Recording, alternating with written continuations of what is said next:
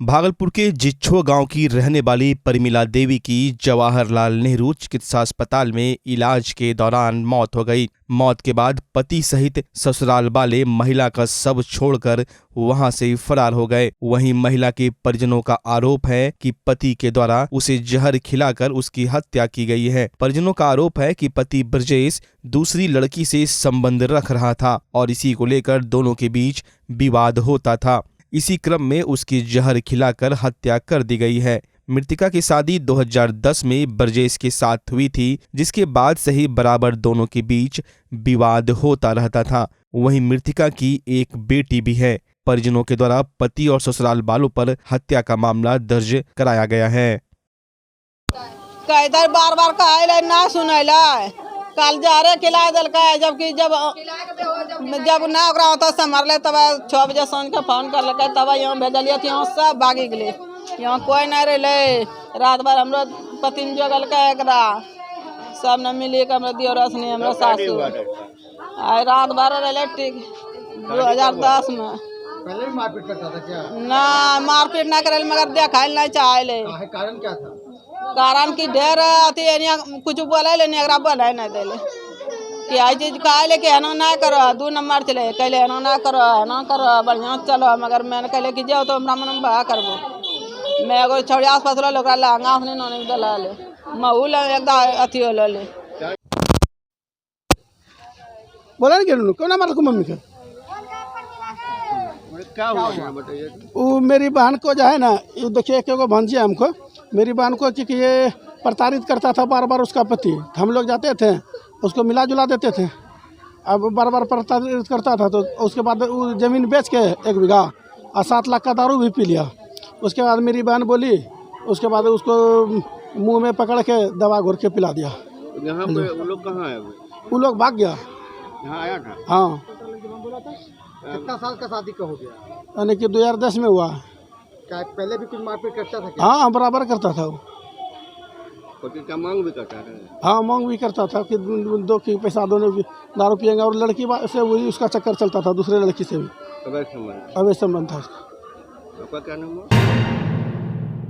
Bhagalpur police ने कुख्यात अपराधी समेत 4 अपराधियों को हथियार के साथ गिरफ्तार कर लिया। दरअसल साक्षक थाने में एक महिला के द्वारा मामला दर्ज कराया गया था, जिसके आधार पर कुख्यात अपराधी फंटूस तांती तथा 2 अन्य के खिलाफ गलत वीडियो बनाने और वायरल करने की धमकी देने, रंगदारी मांगने और अश्लील हरकत करने के आरोप में केस दर्ज किया गया था। जिसके बाद सिटी डीएसपी अजय चौधरी के नेतृत्व में टीम गठित कर छापेमारी की गई। इस दौरान पुलिस पर भी हमला किया गया था, जिसके बाद डीएसपी पहुंचे और कार्रवाई करते हुए कई हत्याकांड के मुख्य आरोपी भागलपुर निवासी फंटूस तांती, मंटू यादव, अमर कुमार, वाना शाह को गिरफ्तार कर लिया गया। सिटी एसपी अमित रंजन ने प्रेस वार्ता कर पूरे मामले की जानकारी दी है। आवेदन में आरोप लगाए थे कि एक भोलानाथ पुल के पास एक पेट्रोल पंप है, वहाँ पे उनके पति को रोक के ये फंटूस तांती करके आदमी है वो और 9 अज्ञात लोगों के साथ बाइक से आता है और उनको धमकी देता है और उसको वहाँ से किडनैप करके अपने घर ले जाता है और वहाँ पे उसके साथ ट्रांजैक्शंस भी करवाता है एटीएम के थ्रू। पेट्रोल पंप पे भी उसने वहाँ ट्रांजैक्शन कराया और आगे जाके एक एटीएम से भी उससे 30,000 रुपये ट्रांजैक्शन करवाया। फिर अपने घर ले जाके उसके फ़ोन को लेके उसका जो प्राइवेट वीडियो था उसके पत्नी के साथ उसको अपने फ़ोन में ट्रांसफ़र करवाया। उसको धमकी दिया कि अगर तुमने पुलिस को इन्फॉर्म किया तो हम ये जो अश्लील वीडियो उसको वायरल कर देंगे। तो इस पर हम लोग ने तुरंत एफआईआर दर्ज करी और आगे की कार्रवाई में लग गए। फिर कल रात 10 बजे के करीब हम लोग जो इशाक चक थाना और बराड़ी थाना की ज्वाइंट टीम वहाँ पे रेड करने गई, जो फंटूस तांती करके अभियुक्त है। और उस रेड के दौरान पुलिस के ऊपर हमला हो गया। कुछ महिलाएं थी वहाँ पे और ये फंटूस तांती भी था वहाँ पे। उसने पुलिस को पिस्टल दिखाया और उसी के दौरान क्योंकि फोर्स उस टाइम कम था तो हम लोग रिट्रीट किए। उसके बाद वरीय पदाधिकारियों को सूचित करते हुए और फोर्स मंगाया गया। फिर उसके बाद हम लोग ने वहाँ पे फिर से छापेमारी की। उस छापेमारी के दौरान फंटूस तांती पकड़ा गया और उससे एक लोडेड रेगुलर रिवॉल्वर बरामद हुआ है, एक लोडेड देसी कट्टा भी बरामद हुआ है और जो छीनी गई उसकी अपाचे की मोटरसाइकिल बाइक थी जो उसके पति से राकेश शाह से छीनी गई थी, वो भी बरामद हुई है। और एक वीवो कंपनी का मोबाइल बरामद हुआ है जो फंटूश का है। आप सबके पसंदीदा फैशन स्टोर गोविंद चूड़ी भंडार अब नए रंग रूप में अपने भव्य शोरूम जनता चूड़ी भंडार के रूप में आपके सामने हैं। यहाँ आपको अब सभी प्रकार की मनिहारी सामान बाजार से बहुत ही कम कीमतों में मिलेंगी। यहाँ आपको फैंसी चूड़ी, जयपुरी लहठी, नेकलेस, इयररिंग, गला सेट, ब्राइडल सेट, फैंसी रबड़, fancy bag, fancy bracelet, metal चूड़ी, फैंसी मंगलसूत्र के अलावे सभी ब्रांडेड कंपनियों जैसे Lakme, lotus, VLCC, mama earth, Johnson and Johnson, Himalaya के सभी प्रोडक्ट डिस्काउंटेड रेट में उपलब्ध है। साथ ही आपके बच्चों के लिए फैशनेबल ड्रेस के अलावे सभी तरह के गिफ्ट आइटम भी उपलब्ध है। यानी कहे तो सभी प्रकार के कॉस्मेटिक आइटम और गिफ्ट आइटम अब आपको एक ही छत के नीचे जनता चूड़ी भंडार में मिलेंगे। तो एक बार चले आइए और कॉस्मेटिक आइटम में पहली बार बड़ी छूट का लाभ उठाएं। हमारा पता है जनता चूड़ी भंडार, DN सिंह रोड, प्रिया पूजा पायल के बगल में, भागलपुर। ईद के मौके पर डी कोट लेकर आया है बम्पर धमाकेदार ऑफर। जीन्स पर फ्लैट 50% की छूट, एक खरीदो एक फ्री ले जाओ। साथ ही shirt, T shirt, cotton pant, formal pant पर पूरे 40% का फ्लैट डिस्काउंट पाएं। एक के साथ एक बिल्कुल फ्री ले जाएं। साथ ही 2 खरीदे और 3 पाए। कपड़ों की दुनिया के जाने माने नाम डोनियर की फैशनेबल प्रस्तुति D Cot exclusive store, men's wear की दुनिया का एक भरोसेमंद नाम डी कोट एक्सक्लूसिव स्टोर। यहाँ आकर्षक रंगों और नए ट्रेंडी डिजाइन में पुरुषों के कपड़ों की भव्य रेंज उपलब्ध है। Denim, jeans, shirt, T shirt, trouser, pant, jacket, track pant, lower सहित men's party wear, formal wear की विशाल श्रृंखला मिलेगी, वो भी बिल्कुल नए डिजाइन और रंगों के साथ। तो चले आइए और पूरे परिवार के साथ भरपूर छूट का लाभ उठाएं। हमारा पता है डी कोट, पटल बाबू रोड, स्पाइकर शोरूम के बगल में, रिलायंस ट्रेंड्स के सामने, भागलपुर। भागलपुर जिले को सिल्क के नाम से भी जाना जाता है। यहाँ की सिल्क ने बिहार को हमेशा देश विदेशों में गौरवान्वित किया है, लेकिन अब यहाँ के बुनकर कोरोना के बाद महंगाई की मार झेल रहे हैं। दरअसल यहाँ सूत की कीमत 2 गुनी 3 गुनी तक बढ़ गई है, जिसके बाद देश के अन्य राज्यों व विदेशों में डिमांड कम हो गई है। बीते 2 साल कोरोना ने बुनकरों की कमर तोड़ दी थी।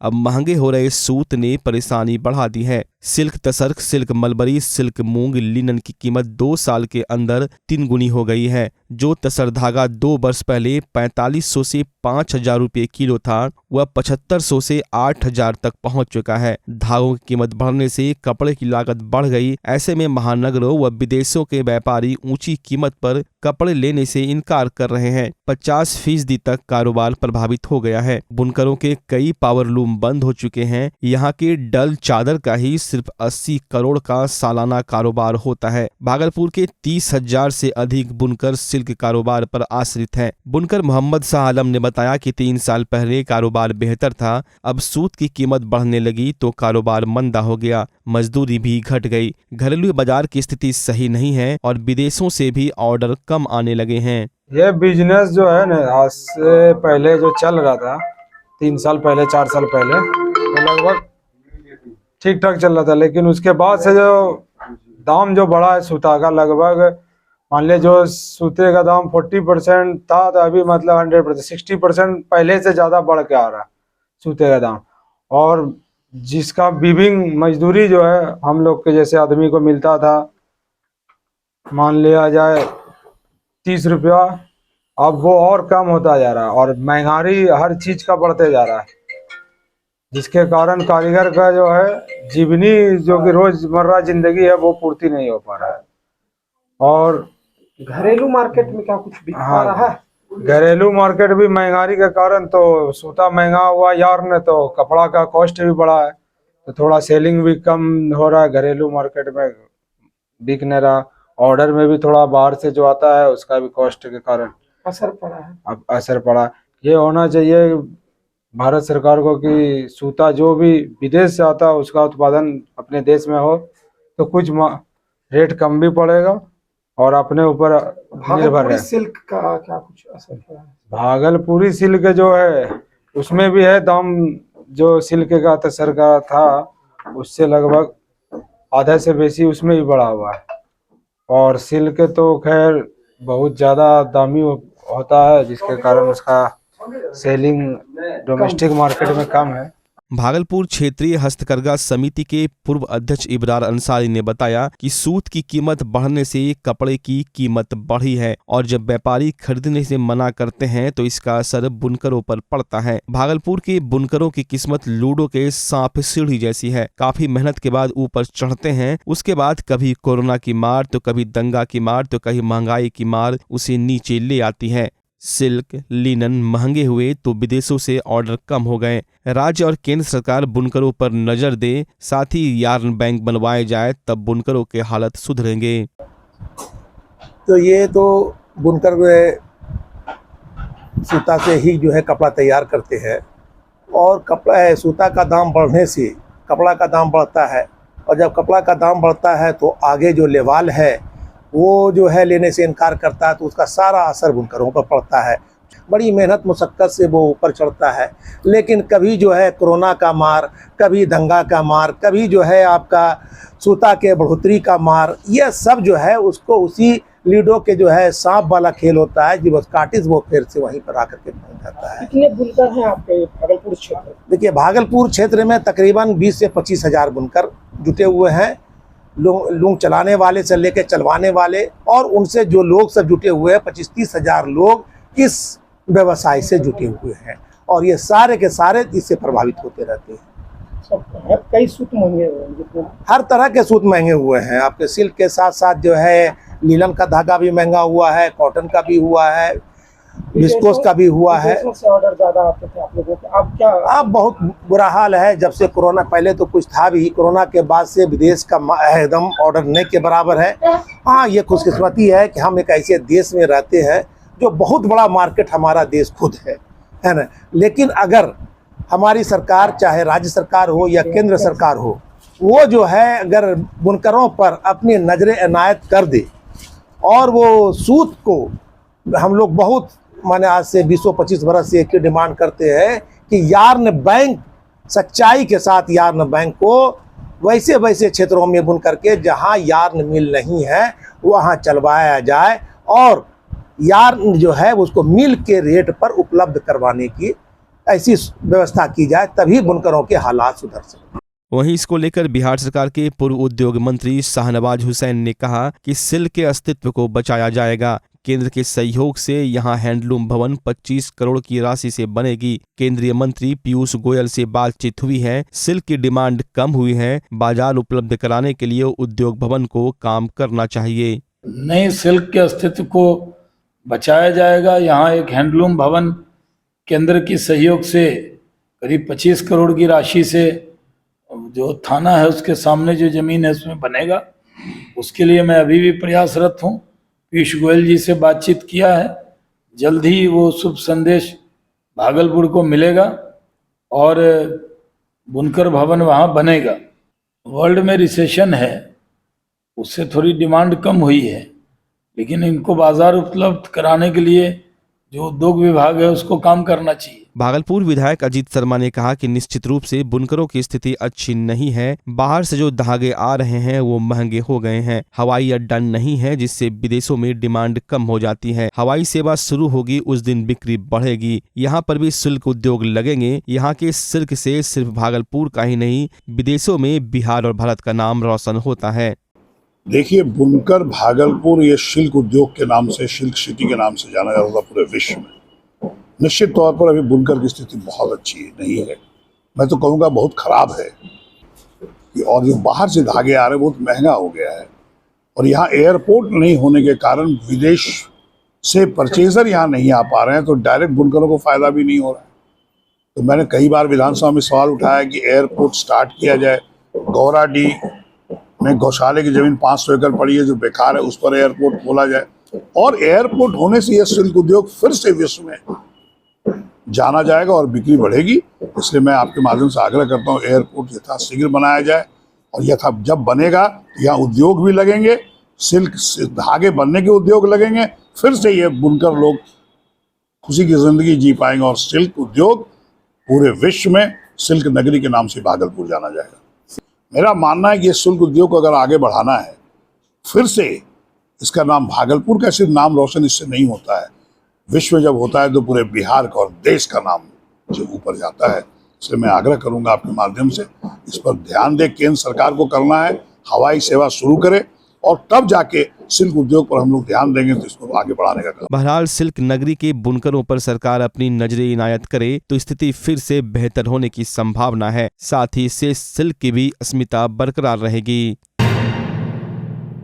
नगर निगम के द्वारा स्वच्छता अभियान की शुरुआत स्टेशन चौक से की गई। स्वच्छ भारत अभियान के तहत मेयर डॉक्टर वसुंधरा लाल, डिप्टी मेयर, सभी वार्ड के वार्ड पार्षद और नगर आयुक्त के द्वारा शहर की सफाई की गई। वहीं जागरूकता रैली का भी आयोजन किया गया। स्टेशन चौक से लेकर पटल बाबू रोड होते हुए लोहा पट्टी तक यह अभियान चलाया गया। वहीं आम लोगों से अपील की गई कि गंदगी को नहीं फैलाएं और नगर निगम द्वारा लगाए गए डस्टबिन में ही कूड़ा फेंके, जिससे शहर को साफ सुथरा रखा जा सके, वहीं शहर को ग्रीन बनाया जा सके। इस दौरान मेयर डॉक्टर वसुंधरा लाल के अलावे deputy mayor doctor Salauddin Ahsan, नगर आयुक्त योगेश सागर, कई वार्ड के पार्षद, नगर निगम के कर्मी और काफी संख्या में कई संगठन के लोगों के साथ साथ आम लोगों ने भी कार्यक्रम में हिस्सा लिया। वहीं भागलपुर के मेयर डॉक्टर वसुंधरा लाल ने कहा कि स्वच्छता भारत अभियान के तहत हमें शपथ लेनी चाहिए कि हमें अपने शहर को स्वच्छ रखना है, ग्रीन बनाकर रखना है, तभी हमारा शहर सुंदर और साफ लगेगा। वहीं नगर आयुक्त योगेश सागर ने कहा कि हमें संकल्प लेकर अपने आसपास के कचरे को डस्टबिन में डालना होगा, यत्र तत्र नहीं फेंकना होगा। जब हम सभी अपने घर और समाज को साफ रखने का संकल्प ले लेंगे तो पूरा शहर साफ सुथरा दिखेगा, तभी हमारा mission green India clean India बन पाएगा।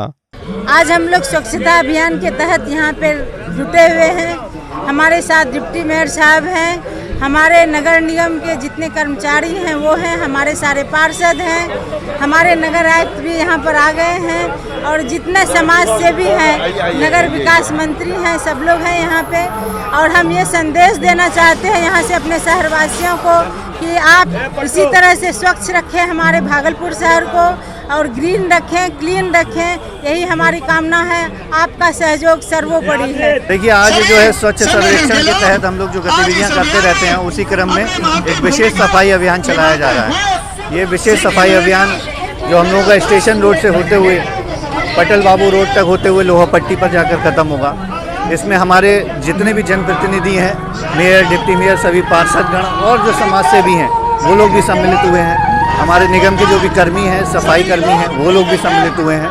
तो इस अभियान का जो लेकर जो एक उद्देश्य है हमारा, वो यही है कि जन लोगों के बीच में जागरूकता फैले। जो भी सिटीजन्स हैं, जो नागरिक हैं, वो जागरूक हों कि यहाँ वहाँ कूड़ा कचरा ना फेंकें, सफाई की जिम्मेदारी लें, अपने जो आसपास का जो कचरा है, अपने जो आसपास का वातावरण है उसको साफ बनाएं, स्वच्छ रखें। यदि वो ऐसा करते हैं तो हमारा जो शहर है वो निश्चित रूप से स्वच्छ होगा, बेहतर बनेगा। लोगों को रहने के लिए, लोगों को बहुत अच्छी कंडीशंस और बहुत अच्छी परिस्थितियां मिलेंगी। उसी क्रम में ये अभियान चलाया जा रहा है। इससे पहले भी एक अभियान चलाया गया था, उसमें हम लोग सैंडीज कंपाउंड के चारों तरफ पूरा का पूरा जो इलाका है उसको स्वच्छ बना के डस्टबिन फ्री करने का काम किए थे और वो बहुत ही सफल रहा था।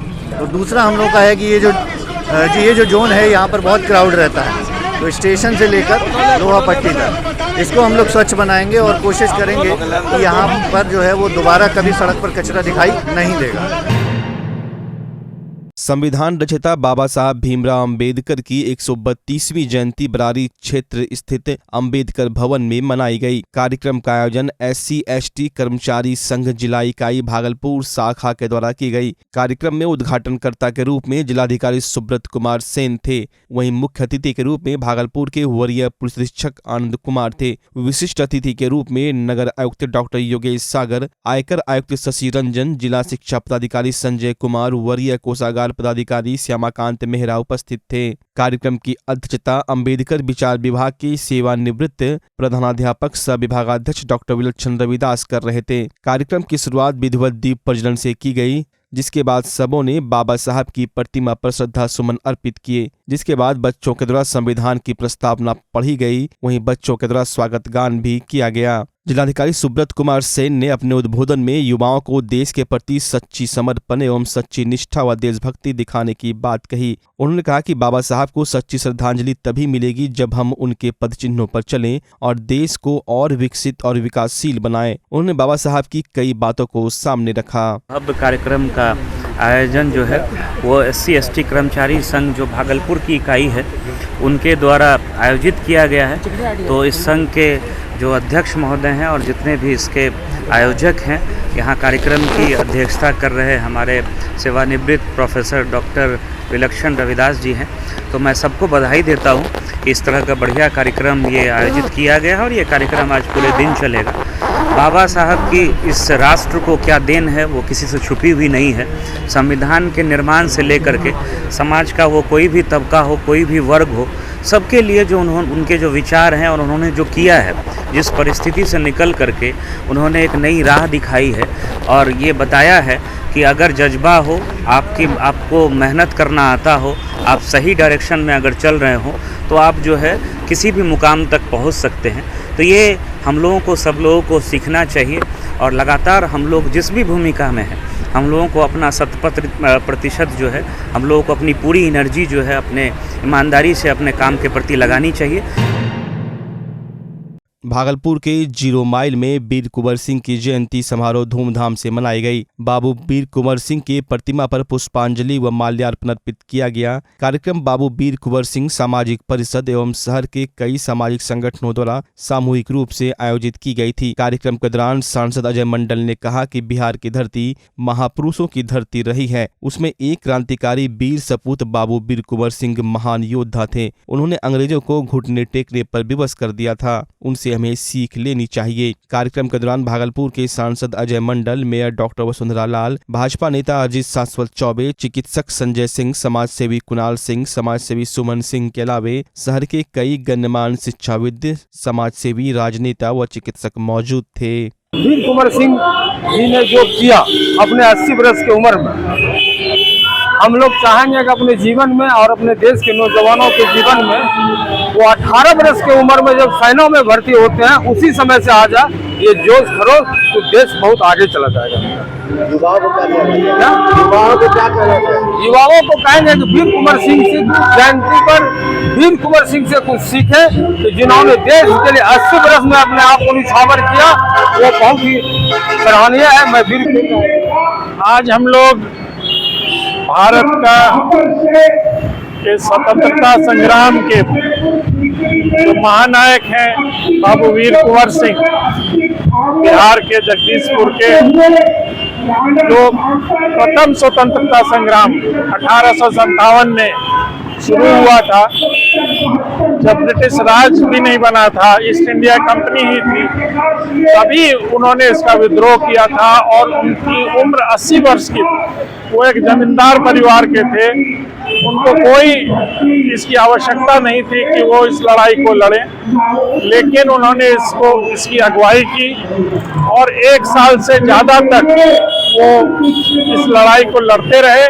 उनके पास बहुत बड़ी सेना नहीं थी, लेकिन जो विद्रोह हुआ था सिपाहियों का, उस विद्रोह की अगुवाई करते हुए वो दानापुर से लेकर के और बैरकपुर या रामगढ़ के सिपाहियों का एक जत्था बनाते हुए और उनके साथ उनके भाई अमर सिंह और उनके जो सेनापति थे हरिकृष्ण सिंह, ये सब जिसको कि हम लोगों ने ढूंढा है कहीं कहीं से कि ये नाम किताबों में नहीं मिलते हैं, तो उनकी जो कुर्बानी थी और जो उन्होंने लड़ाई लड़ी स्वतंत्रता के लिए और जिस तरह से देश हमारा आज आज़ाद है, ये हम लोग ऋणी हैं ऐसे व्यक्तियों के लिए। और बहुत कुछ सीखने की आवश्यकता है हमारी युवा पीढ़ी को कि हम लोग देश प्रेम क्या होता है और देश के लिए क्या कुर्बानी हम लोग दे सकते हैं, ये बहुत आवश्यक है। और इसी क्रम में हम लोग जो वीर कुंवर सिंह सामाजिक परिषद है, जिसका मैं अध्यक्ष हूँ, और जो मूर्ति ये स्थापित हुई है 2015 में यहाँ लगाई गई है, माननीय मुख्यमंत्री के द्वारा इसका अनावरण हुआ, तो ये एक स्थल बन गया जिसको देख करके लोग प्रभावित होते हैं। मुख्यमंत्री नीतीश बाबू आकर आज अनावरण किए थे। आज दिनांक 23 तारीख है और आज के दिन 23 अप्रैल को बाबू वीर कुंवर सिंह जी विजयोत्सव मनाते हैं। आज के दिन ही उन्होंने भोजपुर को अंग्रेजों से आज़ाद किया था और वहाँ पे हिंदुस्तानी झंडा को गाड़ा था। वर्ष 80 की उम्र में उन्होंने लड़ा था और लड़ करके भोजपुर जिला को ही खाली कराया था। उन्होंने तलवार उठाया था पूरे समाज के लिए, पूरे हिंदुस्तान के लिए। वो लायन ऑफ बिहार हैं। उनकी जयंती आज हम सभी भाई यहाँ पे जो भी वीर कुंवर सामाजिक परिषद, जो भी समाज के सभी लोग हैं, यहाँ मूर्ति स्थल पे आके माल्यार्पण करते हैं और उनका हर वर्ष की भांति इस वर्ष भी उनका विजयोत्सव हम लोग मनाते आ रहे हैं। भागलपुर में बिजली के ट्रांसफार्मर में अचानक आग लग गई, जिसको देखकर आसपास के लोगों में अफरा तफरी का माहौल हो गया। कोतवाली पुलिस को तरह तुरंत इसकी सूचना अग्निशमन विभाग को दी गई, जिसके बाद अग्निशमन की एक गाड़ी ने पहुंचकर आग पर काबू पाया। वहीं बिजली विभाग के द्वारा आग लगने की घटना के बाद इलाके का बिजली काट दिया गया। आसपास के लोगों का कहना है कि शहर में लगी सभी बिजली के ट्रांसफार्मर को गर्मी से पहले सर्विस कराने की बात जिला प्रशासन के द्वारा कही गई थी, लेकिन ना तो ट्रांसफार्मरों की सर्विस हुई, ना ही शहर में मकड़जाल की तरफ फैले तारों को ठीक किया गया, जिस कारण आए दिन इस तरह की घटनाएं होती रहती हैं। अगर समय रहते आग पर काबू नहीं पाया जाता तो बड़ी घटना हो सकती थी, लेकिन कोतवाली पुलिस की तरफ समय रहते कार्रवाई की गई। ये देखिए, कहीं ना कहीं मैं कहूँगा बिजली डिपार्टमेंट की कमी है। उनको हम लोग की मीटिंग भी हुई थी, डीएम साहब और सबों से हुई थी। उस समय इस बात पर चर्चा भी हुई थी कि जितने भी ट्रांसफार्मर हैं शहर में, उसका हम लोग ओवरवायरिंग कराएंगे। जो तार गलत सही है उसको हटा के हम लोग सही तार देंगे। हमको लगता है कि उसमें कोई भी कार्य बिजली डिपार्टमेंट के द्वारा नहीं हो सका, जिसकी कारण जो है आज ये स्थितियाँ होती है। आज समझिए महादेव चित्त मंदिर के बगल में इतना रिहायशी इलाका है, इतनी दुकानें हैं, यहाँ पे अब कॉलोनी है, उसमें आग लगता है और उस समय भी कुछ भी पता नहीं चलता है। मैं तो धन्यवाद देना चाहूँगा कोतवाली को, मैं धन्यवाद देना चाहूँगा फायर ब्रिगेड को कि लोग तुरंत की सूचना में, मैं धन्यवाद देना चाहूँगा एक मिस्त्री है उनको कि ये तुरंत की सूचना में आए और इस पर जो है बहुत कम समय में इन्होंने आज जो है इसको बचाया। मैं ये बोलता हूँ कि इन्होंने इस शहर को, इस जगह को जलाने से बचा दिया। जो स्थितियाँ हैं यहाँ की, उसमें जो है इन लोगों का मैं तारीफ़ करता हूँ और मतलब ये अच्छी पहल है। लेकिन इसका जो है नंबर फायर ब्रिगेड का सबों के पास है। इस बात पर ध्यान रखना बहुत ज़रूरी है कि कहीं भी कोई घटना हो तो उसकी सूचना कोतवाली फायर ब्रिगेड को दें। मैं लोगों को धन्यवाद देना चाहता हूँ और मैं बिजली डिपार्टमेंट से फिर अनुरोध करता हूँ कि सारा शहर इसी स्थिति में है। आज अगर हम खलीफाबाग चौक की बात लें, आज हम बाटा की बात लें, या कहीं भी तारे उलझे हुई है, इस पार्क होता है, गर्मी का दिन है, उस पर सर्विसिंग बहुत ज़रूरी है। इस पर बिजली डिपार्टमेंट अवश्य ध्यान दे।